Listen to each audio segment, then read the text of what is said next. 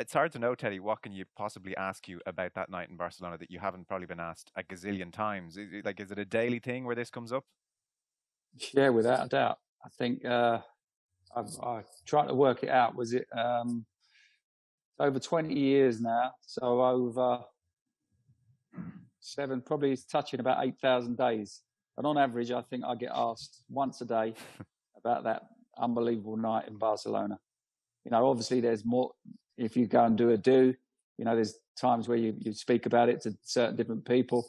But on average, once a day, someone will come up to me and say, God, do you know where I was when you won that in Barcelona? Or I was there. I was right up the top, and what scenes. And, just reliving that moment, for me, is what football's all about, and what joining a fantastic club like Manchester United and having the chance to play on the big stage and have memories that go back 21 years, and still people want to come and tell you where they were and how they enjoyed the moment. And, it's just fantastic little spine-tingling memories every time someone comes and tells you. It never gets boring. So we know where you were for the goals. Gary, what was your vantage point on them?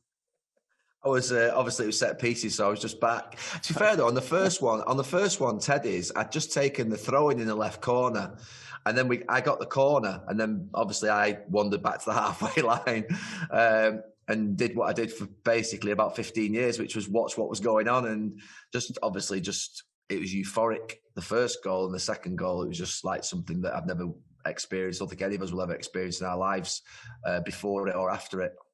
Yeah, I can imagine. Do you remember, Gary, was there a massive anguish over the fact that you're missing your entire central midfield before that game? Was there a doubt at the back of your mind, or still very, very confident given everything which had happened that year? No, we were confident still. I mean, we knew it was a blow losing those two, Roy and Scholes.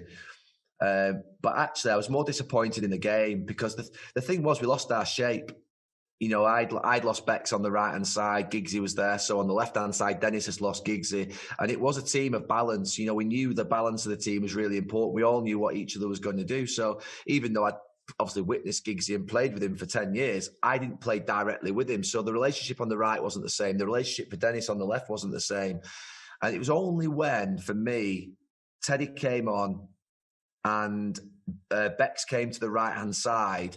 And all of a sudden, we just started to get a couple of crosses in, and a couple of things started to happen that were interesting. And you thought, something's just starting to happen. Even though they were still dangerous, the patterns that we sort of had established during the season were there. And you felt like, right, we've got a chance. In the last 10 minutes, we were getting close. We were starting to have little moments of things. There were little flick-ons into the box. Teddy was starting to just do little things, and Yorkie was still on the pitch. So there were things in that last 15 minutes that happened. We did miss our midfield because for 80 minutes I thought we were really poor, and we did lose the balance, I think, in our team to what we'd been playing all season. That partnership with Beckham, can you give us a sense of how, so you're obviously very, very close friends as well, and maybe that's a part of it, but it was telepathic probably early on, given the hours and hours and hours. How did you work it out between you?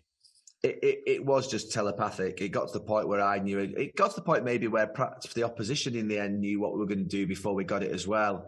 But certainly in around that sort of 96 to 99, we were catching a lot of teams out in Europe purely through me being a decoy. He was the best passer and deliverer of a ball that I've ever seen. I look at De Bruyne now and I think he's similar. Just in that right channel, even feeding it into the striker's feet was unbelievable. And then your runs would start. Because once you got it into the striker's feet, you were in business. Because then the centre midfield players are running back, the wide players are running back, that they're disorientated of where they are on the pitch. You start to make basically your runs forward. He'd get the ball, I'd go around him, he'd get a yard, he'd cross it. Or if the left back started to go close to him, he'd pass it back, pass the left back to me. I'd stop it and then roll it back to him for him to cross it. And you couldn't stop it. You literally couldn't stop it for about 3-4 years. And it was telepathic, but it's the same, I think, with everything. I knew what Scholes was going to do.